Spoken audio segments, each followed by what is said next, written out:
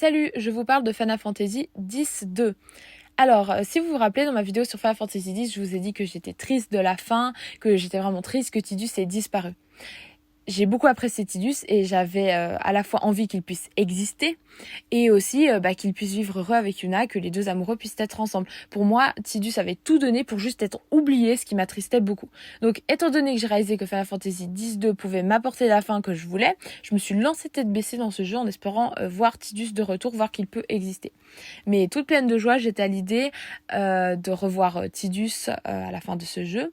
Eh bien, je me suis quand même fait avoir. Je ne l'ai pas vu de retour malgré tous mes efforts et les heures de jeu. J'étais au dernier acte avec 17 heures de jeu et j'ai recommencé depuis l'acte 2 à 5 heures de jeu juste pour pouvoir voir Tidus de retour parce que j'espérais que si Yuna entendait les sifflements à la fin de l'acte 3, cela suffirait pour que je puisse voir Tidus de retour. Mais lorsque Yuna a sifflé dans l'au-delà à la fin de l'acte 5, le priant n'est pas apparu. Elle a juste revu Tidus en lui expliquant que elle pouvait vivre sans lui, en fait, en résumé. Et ça s'est fini tout simplement comme ça. Alors que si la partie avait été boostée, que le jeu avait été complété à 100%, eh bien, il y aurait eu l'apparition du priant qui lui aurait demandé si elle voulait qu'il fasse revenir Tidus. Et donc, elle aurait dit oui. Et là, en fait, on aurait vu la scène à la fin où Yuna et Tidus sont réunis. Et c'est ça que je voulais voir et c'est ça que je n'ai pas vu. En réalité, il fallait recommencer le jeu une seconde fois avec une partie boostée et là, il fallait remplir le scénario à 100% et non à... moi, quand j'ai fini le jeu, c'était à 46%. Où j'avais juste fait plus ou moins l'histoire principale. Et là, il faut faire des quêtes secondaires, des missions, etc. pour compléter le scénario à 100%. Mais ce qui est intéressant à noter, c'est que si Yuna entend les sifflements dans l'au-delà, donc les sifflements qui viennent de Tidus, elle va voir la silhouette de Tidus qui est lumineuse. Et alors qu'elle était toute seule dans le noir et que justement elle disait « je suis toute seule », eh bien, en fait, ces sifflements sont une réponse à ce qu'elle dit et ces sifflements lui disent finalement non, tu n'es pas toute seule, je suis là. Et qui c'est qui dit ça? C'est Tidus. Et ensuite, Tidus lui trace un chemin lumineux vers la sortie, vers la surface. Donc, en fait, Tidus la guide dans le noir. Donc, s'il n'y a pas les sifflements, Yuna, elle est juste toute seule. Elle dit qu'elle est toute seule, personne ne lui répond. Elle reste toute seule dans le noir jusqu'au moment où elle revient à la surface. Donc, ça peut paraître être un détail tout à fait minime, mais au fait, ça change vraiment totalement la scène et c'est vraiment beaucoup plus beau avec les sifflements et donc l'apparition de la silhouette de Tidus.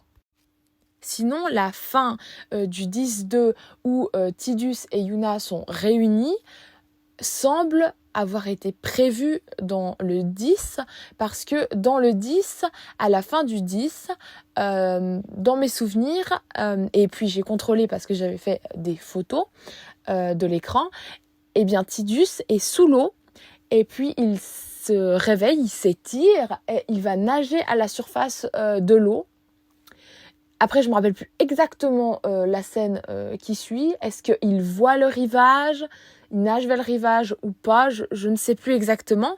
Mais en tout cas, ça, c'est la scène qui est reprise dans le Final Fantasy X-2 avec cette fin où il y a Yuna et Tidus qui sont réunis. Alors déjà, ça fait se poser quand même des questions quand on finit le 10 de voir ça comme scène. Moi, je m'étais posé des questions quand j'ai vu cette scène. Ça m'a donné, en fait, quand même un espoir que Tidus, en fait, est quand même là, existe quand même et qu'il va peut-être éventuellement rejoindre Yuna. Mais là, du coup, étant donné que cette scène est reprise et en fait terminée, on pourrait dire, dans le 10-2, ça donne vraiment l'impression que la fin était vraiment prévue. Et du coup, là, je ne comprends pas pourquoi cette fin, elle est disponible uniquement si on a boosté la partie et recommencé.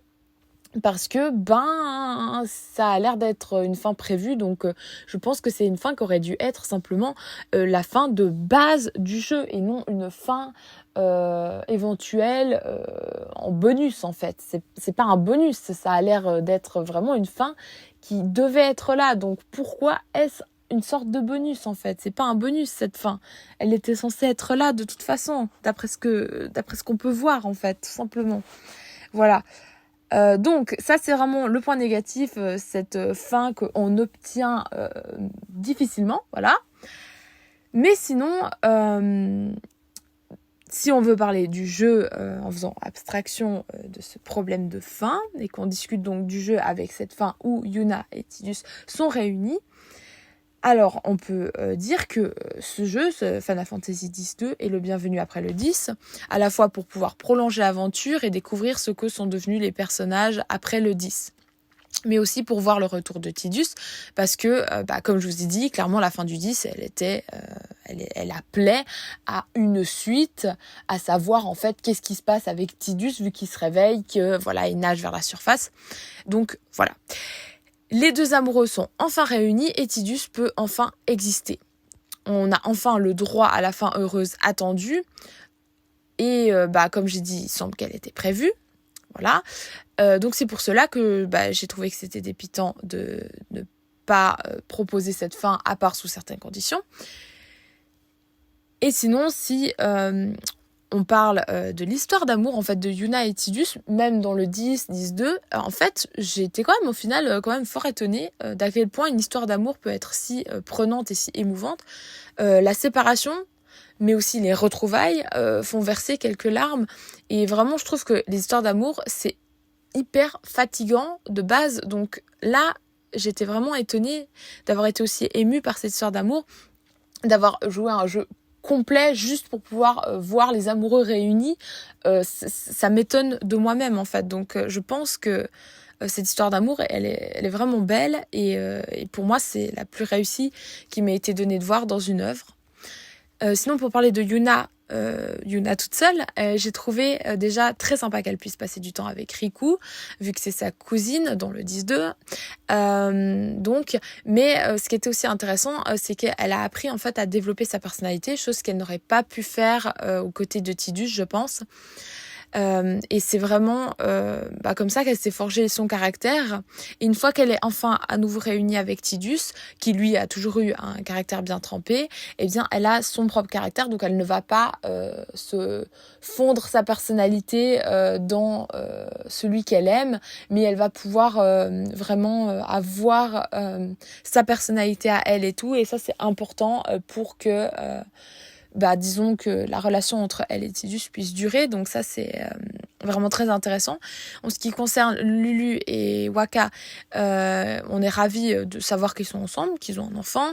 Donc on suit le parcours aussi de Wakka qui cherche à devenir un bon père, ce qui était intéressant et qui complétait en fait finalement le 10, vu que le père de Tidus dans le 10 c'était pas vraiment ce qu'on pouvait appeler un père modèle, voilà. Donc ce Final Fantasy a proposé de transmettre pas mal de messages, tous fort intéressants. Mais le plus poignant fut le message de Yuna lorsqu'elle a chanté sa chanson, ou plutôt la chanson de Len. Elle appelait les habitants de Spira à ne pas se quereller, mais à s'unir. Peut-être que dit comme ça, la musique peut unir les cœurs, ça fait un peu niais, mais c'est ce qui s'est produit dans le jeu. Et je pense qu'il est beau de véhiculer des messages comme ça. Lorsque Yuna chante sa chanson, le ciel est couvert, et lorsqu'elle la termine, on voit une éclaircie illuminer le ciel maussade. Sa chanson apporte l'espoir à Spira. Durant la chanson, on voit la mort de Len et de son bien-aimé Shuyin, qui sont morts ensemble, tels Roméo et Juliette. Shuyin voulait à tout prix sauver sa bien-aimée, mais il a échoué, ils sont morts tous les deux. Shuyin était prêt à voler une arme de destruction pour mettre fin à la guerre et ainsi sauver sa bien-aimée de mourir au champ d'honneur. Malheureusement, Len l'avait rejoint pour l'en empêcher et tous deux ont été abattus par les forces de l'ordre. Len a dit à Shuyin qu'elle l'aimait, mais celui-ci ne l'a pas entendu et la chanson qu'en fait Len chantait pour Shuyin à travers Yuna lui permettait d'exprimer ce qu'elle ressentait à travers le temps 1000 ans plus tard. Cette chanson exprime à quel point la guerre déchire les êtres humains. C'est Shuyin le boss final de ce Final Fantasy X-2. Lorsque Shuyin revient de l'au-delà, il veut détruire Spira parce que selon lui, les hommes n'ont rien appris depuis la guerre des Machina. Ils continuent à guerroyer. Ce jeu a un message très profond de promotion de la paix et de l'amour et de prise de conscience de la futilité des disputes entre les êtres humains et de l'impact négatif terrible qu'elles ont.